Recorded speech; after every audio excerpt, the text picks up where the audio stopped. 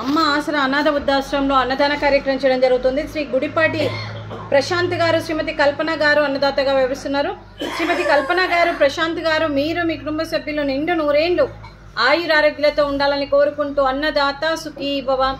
ఈరోజు సందర్భం ఏంటంటే మానవ సేవయే మాధవ సేవే లక్ష్యంగా 65 మంది నిరాశయ వయోవృద్ధులకు ఆకలి తీర్చడానికి శ్రీ వెంకటేశ్వర స్వామి ఆశీస్సులతో శ్రీ గుడిపాటి ప్రశాంత్ గారిచే, శ్రీమతి కల్పన గారిచే నెలవారీ దాతగా అన్నదాన కార్యక్రమం చేయడం జరుగుతుంది.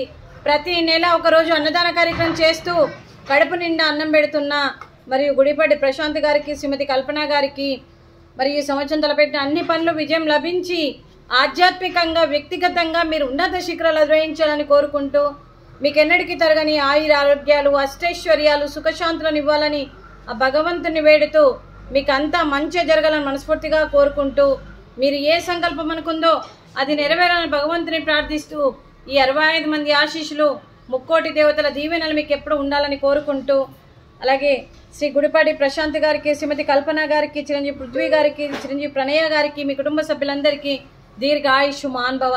ఆ దేవుడు దీవెనలతో పాటు ఈ 65 మంది ఆశీస్సులు మీకు ఎప్పుడు ఉండాలని కోరుకుంటూ శుభాకాంక్షలు, శుభాశీస్సులు, ధన్యవాదాలు. దీర్ఘ ఆయుష్ మాన్భవ. శ్రీమతి కల్పన గారికి దీర్ఘ సుమంగళీ భవ. మీరు నిండు ముత్తైత్తనం చేసి ఎంతో మందికి ఆదర్శంగా నిలవాలని కోరుకుంటూ, ఆ దుర్గాదేవి ఆశీస్సులు, లక్ష్మీదేవి దీవెనలు మీకు ఎప్పుడు ఉండాలని కోరుకుంటూ దీర్ఘ సుమంగళీ భవ. అలాగే ఈ ఆశ్రమానికి పెద్ద దిక్కుగా వివరిస్తున్న మా తండ్రి లాంటి పెంటయ్య గారికి, పుష్పలీలమ్మ గారికి పాదాభివందనం చేస్తూ, మా ఆర్గనైజేషన్ కోసం 365 రోజులు నిత్యాన్నదాన కార్యక్రమం చేపట్టి కడుపు నిండి అన్నం పెడుతున్న భగవంతుడు స్వరూపమైన పెంటయ్య గారికి, వారికి, వారి కుటుంబ సభ్యులందరికీ దీర్ఘ ఆయుష్ మాన్భవ. శ్రీ గుడిపాటి ప్రశాంత్ గారు, శ్రీమతి కల్పన గారు మరియు ఈరోజు అన్నదానం చేస్తున్నారు. మేము అన్నదానం స్వీకరిస్తున్నాము. ఈరోజు అన్నదానానికి మేము చేసిన వంటకాలు ఫ్రూట్స్, అరటి పండ్లు, అలాగే పాపడు, అలాగే బాదుషా, అలాగే రైసు, ఆలూ కర్రీ, అలాగే టమాటా పప్పు, అలాగే సాంబారు. అన్నదాత సుఖీ భవ. అన్నదాత అన్నదాత సుఖీ భవ, సుఖీ భవ, సుఖీ భవ, సుఖీ భవ.